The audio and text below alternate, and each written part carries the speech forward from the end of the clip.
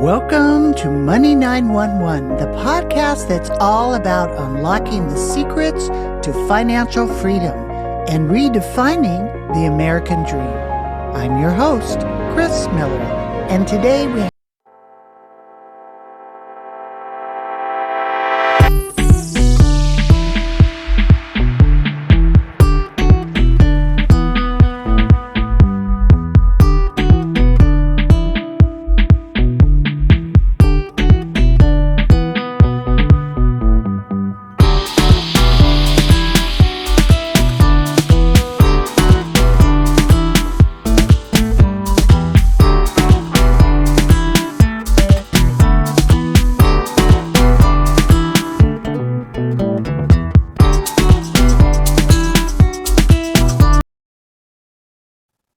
All right. Welcome, Dutch. I'm so happy that you have appeared here today with us. I'm really, really inspired. Your journey has just been inspiring. And just give us a little breakdown. How did your vision of redefining the American dream shape the approach to this alternative investment industry?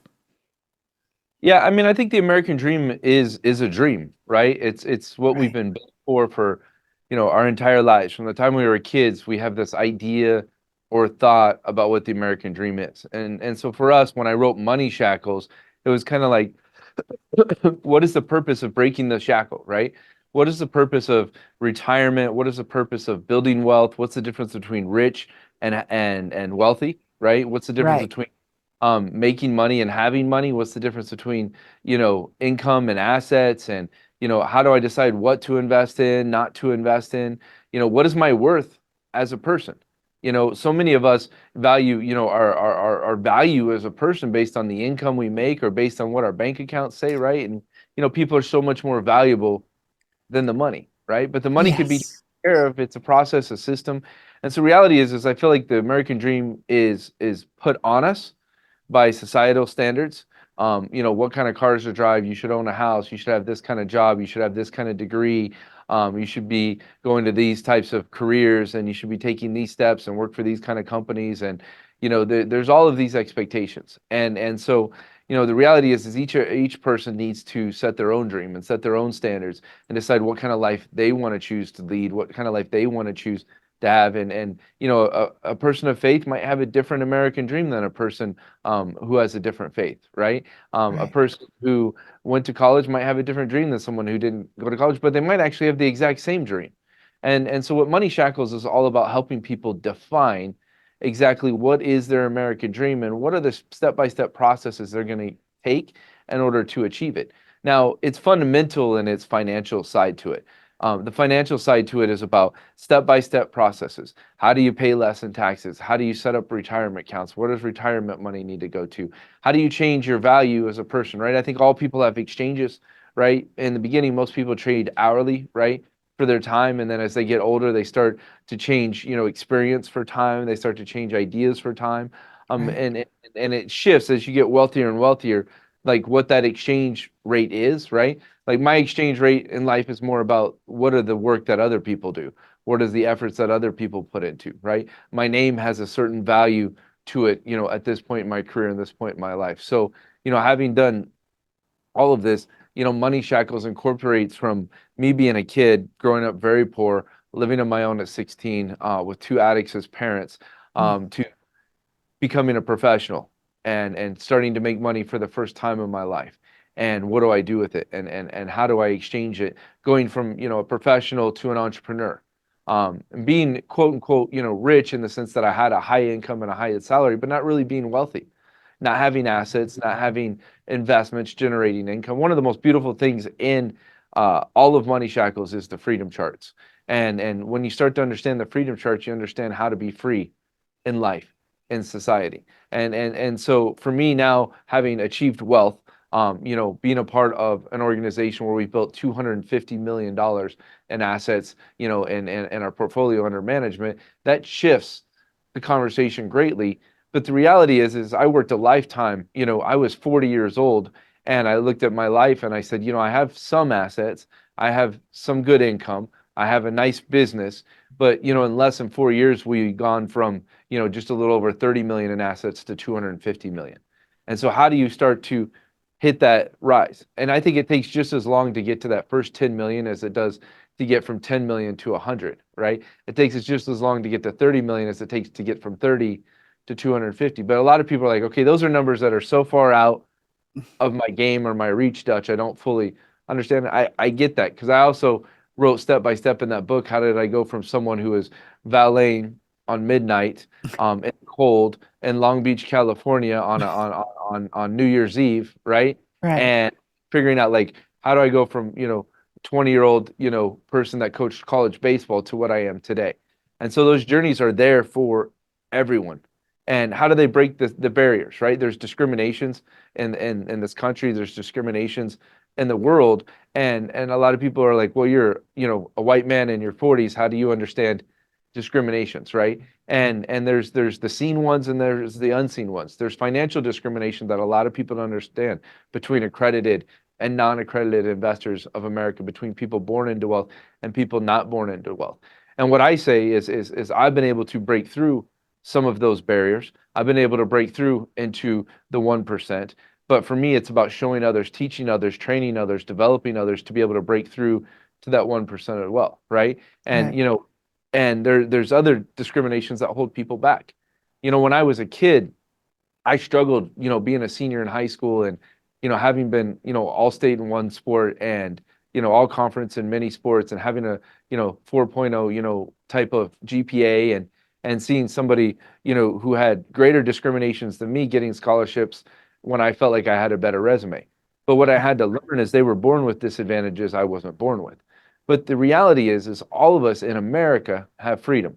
All of us have the ability to break those barriers, to break those ceilings, break through those glass walls and crush them. And so Money Shackles is really, heart and soul into giving back to seeing more people become financially prosperous and to be able to have the step-by-step processes to do it and to find good investments at the end of the day. Fabulous. Well, and that's why I had you on because you're leaning with heart and the real value of wealth and it isn't your car and the this because as you get into the more decades, the value of heart connections and people that rises to the top and you already pivoted because you mastered it at a younger age to show people how to get there and to give back, the secrets of what you've done. And in Money Shackles, you emphasize legacy and impact, which I really like because I think it's about living the legacy, not just, die and leave it, but make that part of your life. And that really inspires me. And maybe just share a pivotal moment or something when you realize that the living legacy or the lasting legacy. It's so critical, right? I think, and kids, like we learn so many things as we're growing up and as we're going through different cycles in our life. And it's really about, what is the legacy of our families? And, in school, if they simply gave children a step by step Right. financial education, they would be in such an incredible place. Like both my sons, they're both 7 years old right now. They're Irish twins, and so we're about to turn. All And right. both my sons already own a house, right? We already built up a retirement account for them. They already own a house Great. in the retirement account. And I'm not talking like some crazy, insane investment, right? It's a Mhm. $150,000 house. It was, um, I think it was $30,000 down to Mhm. buy the house. And so we started putting in the maximum contribution to their personal IRAs, their IRAs, right, that we started set up for them as children.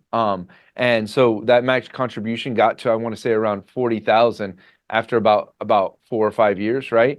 And Mhm. so when I started taking a look at that, I'm like, well, what do we do with this? And so we went, bought a house for $150,000. Granted, I'm pretty lucky because we have, 40 to 50 houses a month we buy as a company, so I can sit here and say, okay, this one meets the criteria of what I'm looking for my sons, and let's go ahead and buy it. But bought them a house, put $30,000 down, right? Had a little bit of work to do to get ready, but we've had a renter in there 2 years, right, for my sons. And so they have That's a renter, they wonderful. have a mortgage that's being paid off, and you Wow. look at that singular house for a 7 and 8 year old, that singular house, 10 years from now, 20 years from now, Is it going to be worth 400,000, 500,000, right? You know, Right. what was a, $150,000 house in the year 2000 worth today in 2023, right? Those Exactly. are Yeah. $5 million homes a lot of times today. So, Mhm. the reality is by the time they're 18 years old, what do they have built to? Or if we, it gets to, let's say, three, $400,000 in value, and we refinance it and use that money to go buy another house. I teach 2-year cycles with our investors. We look at the difference between an investor that cycles their money every 2 years, buys with a little bit of discount, buys in a little better location with appreciation, is the difference between somebody making a couple $100,000 or having 7 figures, right, in a decade. And when you do the math over and over, you see the difference between, and who out there doesn't want to be like, we take $100,000 invested at normal retail real estate, and over 10 years that'll grow to about 300,000. If you cycle the money every 2 years with a 10%, 15% discount on your property, and you appreciate 5 to 10% on it, right? That's going to be worth $2 million if you're buying another house every 2 years. And that's amazing. And I'm not talking about total value of property. I'm just talking about equity that you built in your portfolio. And so my sons are building that. Wow. My sons know tithe. So they give money to the house, which is us, right? Now, when we're adults, who's the house? It's the government, right? Right. And so give money to the house, right? I teach them how to negotiate with the house, right? I teach them ways they can give to the house less money, right? Because then they get used to that for when they're Right. older, right? Right. And so they give money to the house, they tithe, which means they give, right? And Hmm. a strong Christian man myself, I believe in tithing, but I also let my sons give to different charities, different things they believe in, right? Both my sons are Nice. really given to the homeless. For whatever reason, that became, a mission for the two of them, and so they like that. During Yeah. Christmas, they gave a lot of gifts to other kids that are in need, and so they're doing that part of it because I think one of my number one goals as a parent is not to allow my sons to grow up privileged little bastards, right? And Right. for them to respect and earn and understand and make sure they value what they receive. And that's it's a tough journey as a parent because I didn't have that as a kid, so I didn't know how to raise kids in that manner, but I am. And so once they've given and they've given to the house, right? Then they have to invest. And so I make my kids invest, and they are investing every month. They have money that goes in. My kids will. My one son Tony once found a few $100s in a parking lot, right? And after we visited every store, left a phone number, in case someone came that Right. asking that might have lost it, then he had to invest it, right? And so now he actually had a tear in his eye when he had to give up half that money, right, to tithing and to the house, and as a part of it, right? And Yeah. then he's got to give the next chunk, right, to investing, and then the last chunk they get to spend, right? Yeah.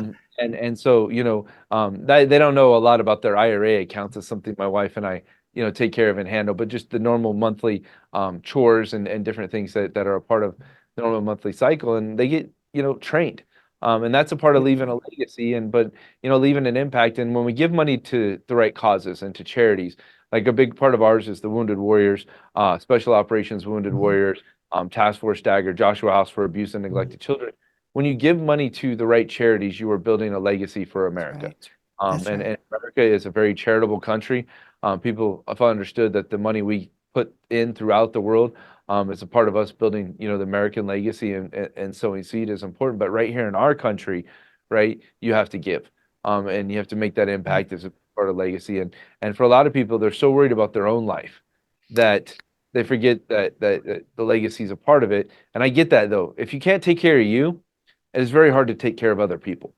And Right. so financially, I'll see people who just give so much that they don't leave anything left for themselves, and they don't build any wealth. They don't compound. They don't accelerate, right? And the reality is if you do wealth the right way, then your wealth will grow. You'll give, and your wealth will continue to grow, and you'll be able to give more. That is so beautiful, and I'm so happy to hear, to raise your kids in the eyes of the Lord and teach them, how to handle the healthy money, and you're already invested. I mean, that's so inspiring, and I'm sure you have a whole course developed for the youth too, right? Are you going I, to maybe? we're going to. We don't necessarily have a course built for the youth yet, right? But you Um, are, will. with Right. Money Shackles, it's been so popular so fast, right? Yeah. It's been a crazy. I think we just published it, 5 months ago. It hit Oh, the bestsellers lists within 60 days. right. Thousands of copies are selling on a regular basis. We have these big spikes. We do some podcasts, or we're doing, some type of excursion. Our tribe is, over 1 million people, and so anytime we, send out a clip about Money Shackles, so many books get purchased and bought, and our people are just loving it, and it's just a Yeah. path. It's It's opening the door that has been closed to so many people for so long. that's what I'm excited about because it's opening that opportunity and the parents are teaching the kids as you go. So it's all inside of there. But it blows my mind. I mean, you're managing 6 different real estate investment funds, right? It's no small feat. And what advice do you have to navigate the complexities of everything that you're doing and doing it successful, right? Yeah, I mean, it's a unique balance between being a founder and super strong belief and your abilities, while trying to bring on talented, incredible people, sometimes more talented and sometimes smarter and sometimes working faster and more effective than you. And you got to listen to their advice, but then you also have to carry what has taken you to success. And so Right. it's a unique balance. And so I say, one is find incredible people, right? I think that's really important. I think number two, um, treat your people with respect, give them paths and opportunities to succeed. When I first opened our first fund, I didn't have a lot of employees and a lot of team members that invested. And it was a brand new first investment fund we had ever opened. Today, you fast forward 9 years later, I have employees that have, first a few $1,000 bucks, and then I had employees who hit $100,000, and then I had the first employee who hit being a millionaire, right? And then I had more employees, right, join us at a deeper level and continue on that journey. And so, now over half our company invests in their own companies, different REITs and funds. But the reality is, it's just this belief of finding incredibly talented people. My only job, I say as an adult, was as a headhunter, right? An executive recruiter. And so I got to see the infrastructure of very large companies, very large businesses. I spent a long time consulting companies and businesses before opening the doors to our private equity funds, and then eventually our public REITs. And so, for me, I think stay humble, but have incredible belief in what you're doing. Have a mission and cause you're willing to die for. I used to say to my wife when we first got married 13 years ago, I used to say, I'll sleep in a car before I get a job, right? It's, very noble when you don't have kids. Right. It might seem irresponsible when you do have kids, right? Right. Right. And so, but the reality is, for me, it's about, being on the same page with my spouse. I have an incredible business partner as well. And she's, brilliant. And, I listen to her ideas and I say, how do we go do this? Let's go do it. Right. She says the same thing to me. My wife is incredibly supportive and very involved in our business as well. And so, I surround myself by those two first. And then, our director of real estate, my brother Dory, is incredibly talented. It took me over a decade to recruit him, to pull him out of a job 7 years ago. But eventually I was able to get, his decade of experience in managing people and making people successful. And so, that kind of started this incredible core. And then, we had our youth and Taylor Green become our COO, and she came from the sports world and brought a very different attitude of competition and edge and performance, to our business and company. I come from a sports background, but having, someone in their 30s be able to do that and really add, a different mix became, the core of, our executive. But be great at what you do.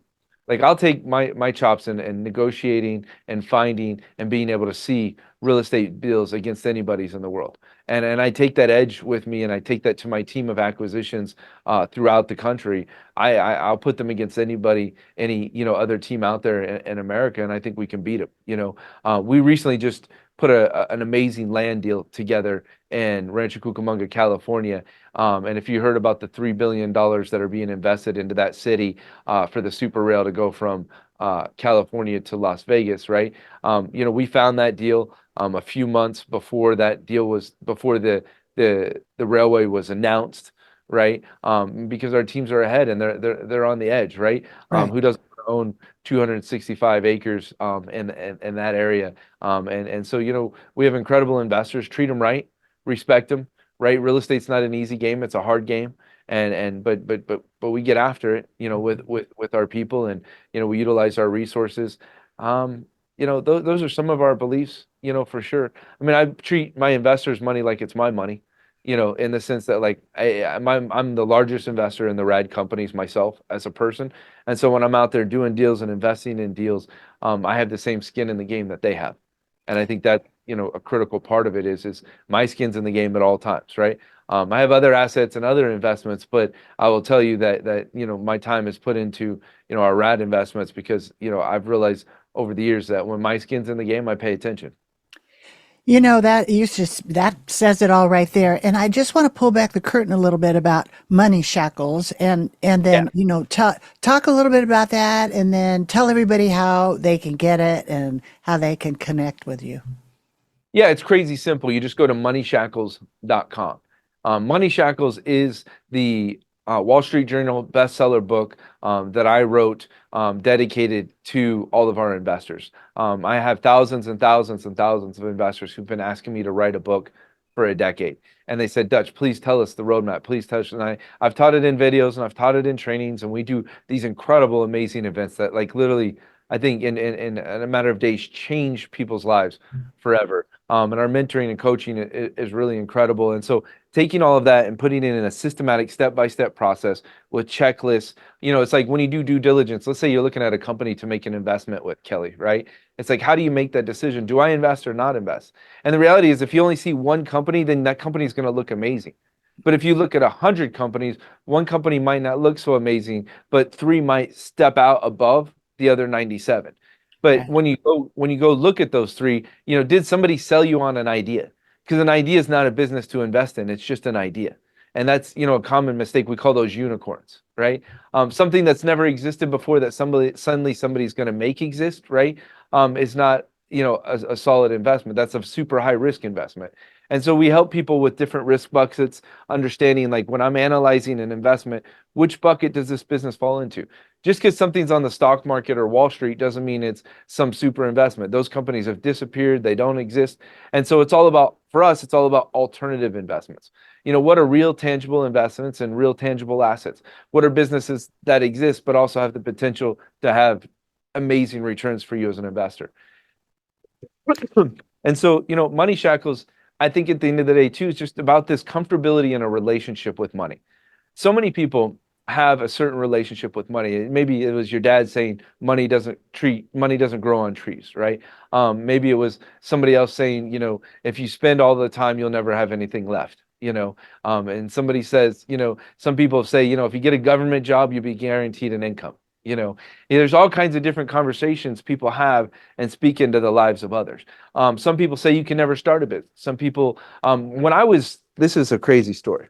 When I was teaching commercial real estate in 2010, and I had done, apartments, I had done commercial short sales, I had done commercial wholesale deals, and I was teaching commercial real estate. A relative of ours came to me and they say, Dutch, I feel like you're hurting people and you're doing a disservice to America by teaching commercial real estate. And Mm. I was just blown away. I was taken back because to me, like, I had seen so many thought leaders, so many real estate people do it wrong. I was like, I'm going to do this right. I'm going to go teach and train, and I'm going to develop, and I'm going to help people. And they said, but you have thousands of people who are going to pay you money to learn about commercial real estate, but only a small handful of them are going to succeed. Aren't you doing a disservice to all the other people? And as I began telling stories of John Stevens, who had autism and went and did his first commercial wholesale deal, and I started telling stories of other, people and testimonials and people who had success, I stood my ground in the sense of my stubbornness as a man and believing in what I'm doing. But at the same time, it started to kind of turn the dial for me.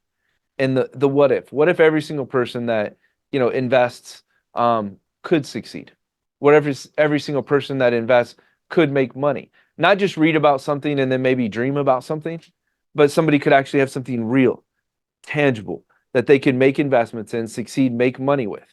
And And that kind of began the journey where we got to in 5 years later in 2015, where we opened our first fund that people could invest with us. After students said, Dutch, put your money in your mouth and invest with us, we surrendered and said, okay, let's build a system where we feel like anybody who wants to make an investment can. And that's not even an investment with us per se. They can take the knowledge, information, and go out and invest anywhere they want to in America and succeed. And so going with the 100% rule, if you write a book where you want to write a book where 100% of the people who read that book can have a better financial future. That 100% of the people who read that book can make better investments. That 100% of the people who read that book can avoid getting scammed, can avoid getting screwed, can avoid people's judgment, and can feel confidence in their walk, in their financial walk.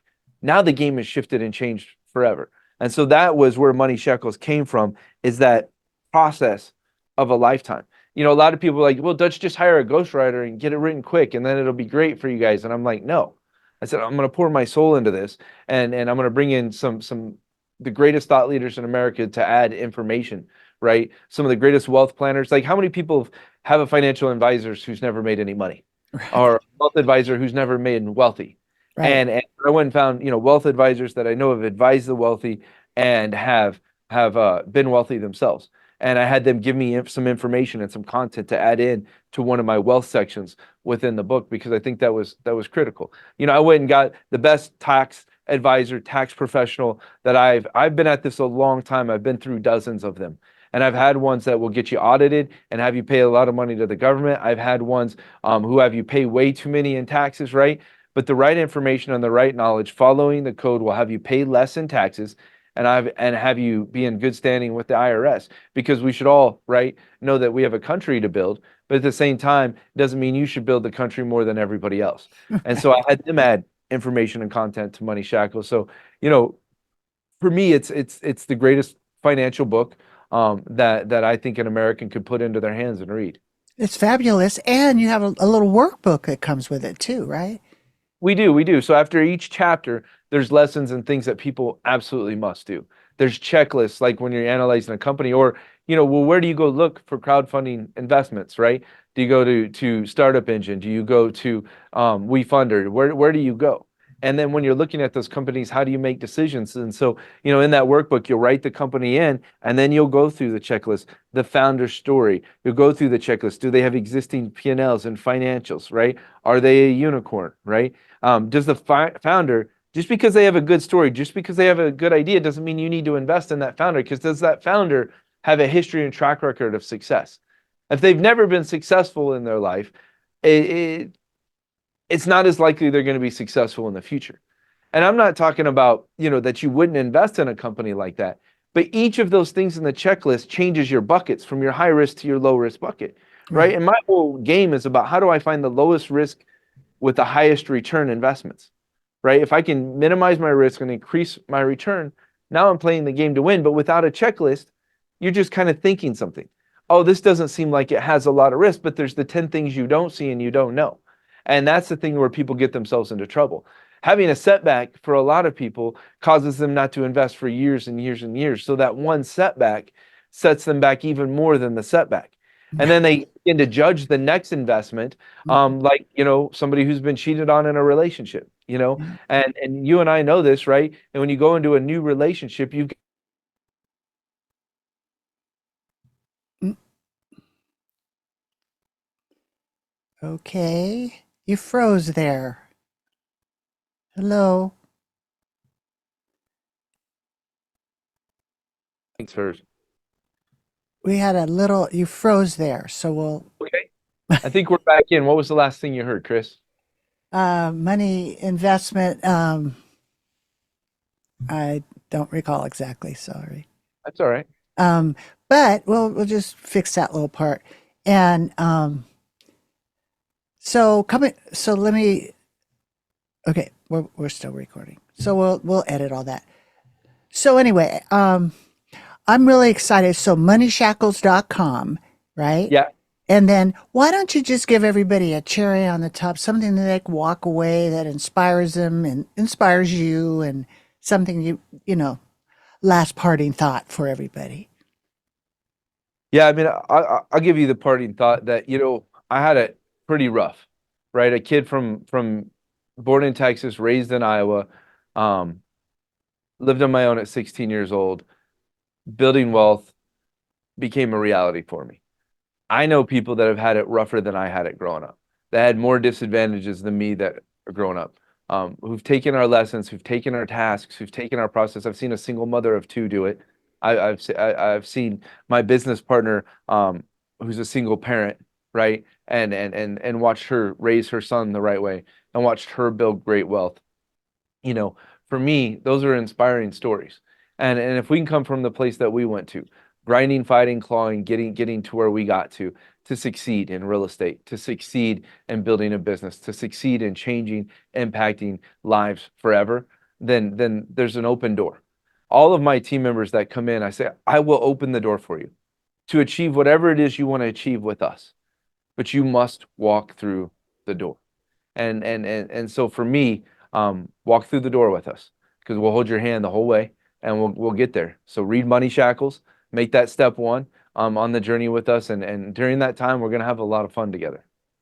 It sounds fun, and I really, really, really like your where you come from and your foundation, and so that's what gives it the solidness of living the legacy and being able to be inspiring and helping people along the way as you get blessed and prosper. You show other people. So, Dutch, you are an inspiration, and I'm honored that we made it. You made it, and we've been on the show. We'll just have to have you come back again and do a little more of a deep dive. Yeah, I mean, we'll have a lot of fun, right? There's so many things happening in this world Yeah. that advice on, right? Raising interest rates, this political squirrely year we're going to have, right? Ooh. Yeah. There's a lot of different things happening, right? Hmm. Foreign investors investing in American farmland, right? There's just so many things. Commercial real estate is going through a bit of a crash right now, right? What to do, Hmm. how to win. Right. These things that we can do together, Kris, on a future one. But hey, Let's do have a that. blessed Yeah. holiday, and continue to kick butt. We'll talk to you soon. All right. Sounds good, Dutch. Thank you. And that wraps up another insightful episode of Money 911. A huge thank you to our guest, Dutch Mendenhall, for sharing his expertise and wisdom. If you found value in today's episode, don't forget to subscribe, rate, and share. Join us next time as we continue our journey to redefine the American dream. Until then, this is Kris Miller signing off. Stay financially empowered. There's so much to learn about healthy money. I hope today's discussion brings you one step closer to securing and protecting your future. So you can get started on the right foot, go to meetwithkrismiller.com and schedule your free financial fitness strategy session.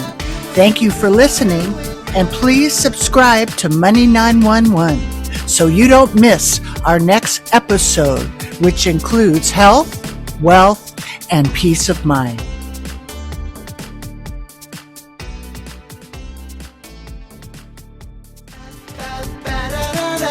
The power of purpose.